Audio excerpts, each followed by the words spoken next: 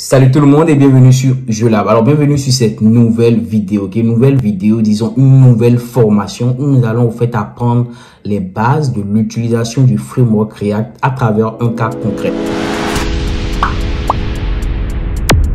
Alors déjà, bref parenthèse, si c'est pour la première fois que tu accèdes à nos vidéos sur JeuxLab, je t'invite directement à nous rejoindre sur Discord. Comme je le dis toujours, Discord c'est une communauté de développeurs, une communauté de jeunes entrepreneurs qui partagent des solutions et qui te permet d'avoir des connaissances dans ton domaine.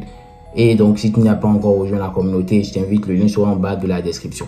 Alors tout au long de cette nouvelle formation, comme je l'ai dit, nous allons apprendre à utiliser du React à travers un cas concret.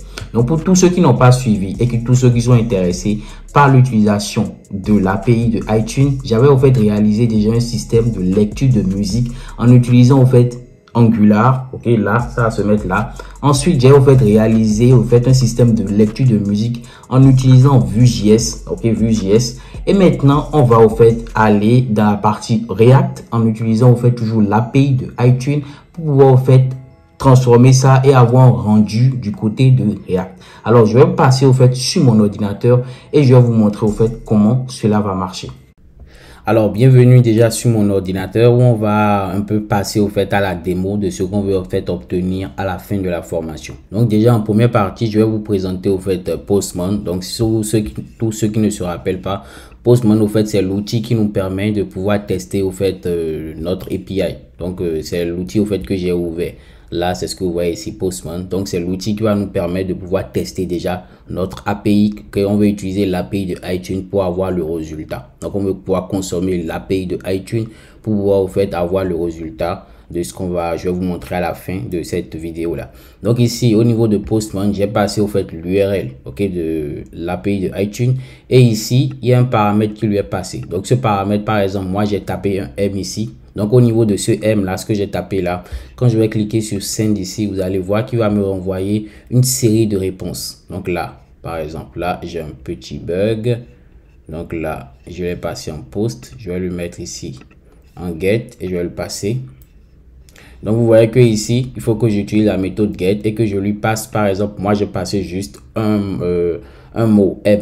Vous voyez que là il me renvoie des résultats. Donc ici, comment interpréter ce résultat? C'est que ici il me renvoie le nombre total de réponses. Donc il a trouvé 50 résultats correspondant au mot M que j'ai entré.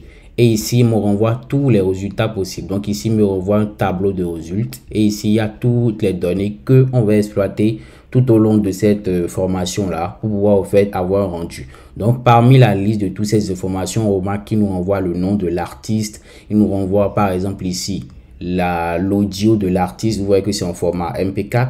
Ici, il nous renvoie des images en différents formats, en format 30, en format 100, ainsi de suite. Donc, on pourra exploiter tous ces résultats-là pour pouvoir avoir un rendu visuel côté React. Donc, ici, une fois que c'est compris, passons maintenant aux compétences nécessaires, aux prérequis nécessaires pour que vous puissiez suivre la formation et vous ne vous perdez pas. Donc ici, ce que je note quand même essentiel, c'est que vous devez avoir les bases de JavaScript. Vous devez avoir une notion de base dans tout ce que j'appelle JavaScript, c'est-à-dire pouvoir récupérer des informations grâce à JavaScript, pouvoir les modifier. Donc vous devez avoir quand même déjà pratiqué cela. Donc tout au long de cette formation, on va essentiellement utiliser du JavaScript. Maintenant, tout ce qu'on va utiliser en dehors de ça, vous allez l'apprendre tout au long de la formation, tout au long de la fonctionnalité qu'on veut mettre en place. Donc ici, c'est uniquement la partie JavaScript qui est très essentielle, que vous devez maîtriser pour pouvoir me suivre.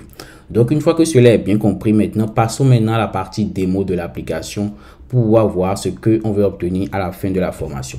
Donc moi, ce qui va m'intéresser, c'est déjà d'aller au niveau de mon éditeur de code, et de redémarrer le projet. Là. Donc ici, je fais ça et je vais ici lancer la commande qui va me permettre de pouvoir démarrer mon projet. Donc bien avant de démarrer ce projet là, je vais ouvrir mon terminal et je vais vous parler des outils nécessaires que vous devez avoir sur votre ordinateur pour pouvoir me suivre. Donc par exemple, si moi je vais au niveau de mon terminal ici, là, je vais essayer de zoomer rapidement pour qu'on ait un plus rendu. Donc première chose que vous devez avoir déjà installé sur votre ordinateur, vous devez avoir Node installer sur votre ordinateur. Donc moi je tape Node-V. Vous voyez que ma version de Node c'est 18.0.0. Donc vous devez avoir Node installé sur votre ordinateur. Donc pour pouvoir l'installer, je vais mettre les liens en bas de la description de la présentation de la vidéo pour que vous puissiez vous installer cela sur votre ordinateur. Donc ça c'est la première chose que vous devez au fait installer sur votre ordinateur.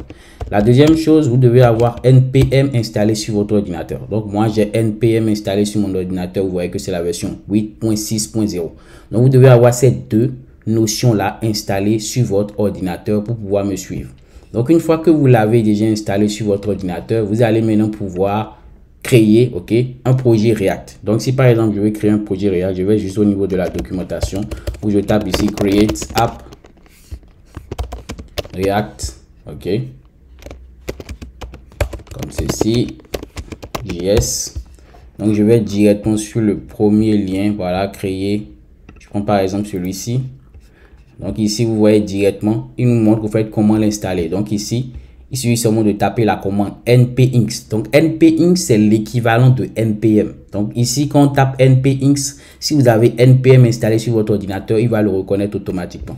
Donc si par exemple, normalement si je viens ici, je tape npinx-v, vous voyez que directement il me donne la même version que le npm. Donc c'est l'équivalent de npm sur mon ordinateur. Donc vous devez au fait l'avoir npm installé sur votre ordinateur.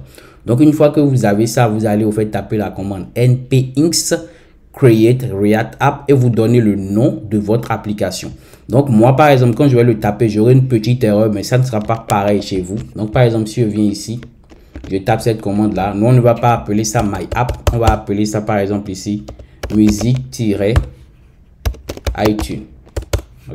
Donc une fois que vous allez valider, vous allez voir qu'il va vous demander il y a un yes et il va vous installer le projet. Moi j'ai un problème de version chez moi, mais ça ne sera pas pareil chez vous. Cela va s'installer automatiquement comme ce que vous voyez sur cette partie démo là. Donc vous n'aurez vraiment pas ce problème chez vous. Donc vous allez taper au fait cette commande, vous allez mettre musique-iTunes et vous serez maintenant prêt pour qu'on puisse débuter cette formation. Donc une fois que cela est bien compris maintenant, passons maintenant au fait à la présentation de ce qu'on veut obtenir à la fin de la formation. Donc moi qu'est-ce que je disais tout à l'heure, c'est que je vais au niveau de mon éditeur, je vais taper la commande npm start. C'est une commande qui me permet de démarrer mon projet React. Donc si vous utilisez Yarn, vous allez taper Yarn start.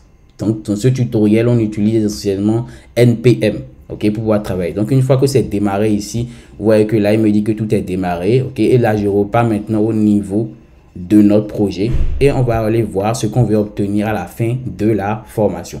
Donc ici, qu'est-ce qu'on veut obtenir essentiellement à la fin de la formation? C'est d'avoir au fait une barre de recherche comme vous le voyez ici qui me permet de taper ce que je souhaite rechercher comme musique, et une fois que cela est fait, cela va m'afficher les résultats ici et je pourrais ajouter des informations à la liste des favoris. Donc après on va voir en fait comment customiser ça et avoir un résultat plus optimal. Mais voilà ce qu'on veut obtenir. Donc si on veut au fait faire la même chose que j'ai fait tout à l'heure ici j'ai tapé M et il m'a envoyé ce résultat là. Donc je viens ici aussi au niveau de ma barre de recherche, je vais taper juste M ici et je vais cliquer sur Search. Donc quand je clique directement dessus, vous voyez que là il me charge dans les listes des musiques qui correspondent aux mots que j'ai entrés. Donc là, vous voyez que quand je glisse, au fait, j'ai la liste. Ce qui est intéressant aussi, c'est que je peux écouter. Donc ici, par exemple, quand je clique sur écouter, je peux écouter. Pour celui-ci, j'arrive pas à écouter. Par exemple, je prends celui-ci. Vous voyez que j'arrive à écouter. Donc ici, pour aller de manière plus claire, je vais taper un nom d'artiste réel, par exemple ça. Je clique sur Search et vous allez voir qu'il a automatiquement rechargé la page. Et maintenant, qu'est-ce que je peux faire? Je peux écouter. Comme ce qui est là, je peux ajouter ça au niveau de mes favoris. Donc c'est ce qu'on veut faire, ajouter aussi à ces favoris. Je peux en ajouter plusieurs. Je peux écouter au niveau de mes favoris comme ceci. Une fois que c'est fait, je peux vouloir supprimer de mes favoris. Je peux supprimer tout ça de la liste de mes favoris. Donc une fois que c'est supprimé, maintenant je peux en ajouter plusieurs autres, ainsi de suite, ainsi de suite. Donc ici, voilà le système qu'on veut faire. Donc en première partie, on veut pouvoir au fait consommer l'API de iTunes pour pouvoir faire des requêtes et retourner le résultat des requêtes comme ce qui est ici. Maintenant, utiliser un autre service externe pour pouvoir au fait envoyer des informations dans un tableau de liste de favoris, et on va pouvoir les réafficher ici et pouvoir les supprimer au fur et à mesure. Donc, j'espère que cela a été bien compris. Je vous donne rendez-vous pour la deuxième vidéo, ok, où on va commencer réellement par coder cette application de lecture de musique. Allez, à la prochaine vidéo.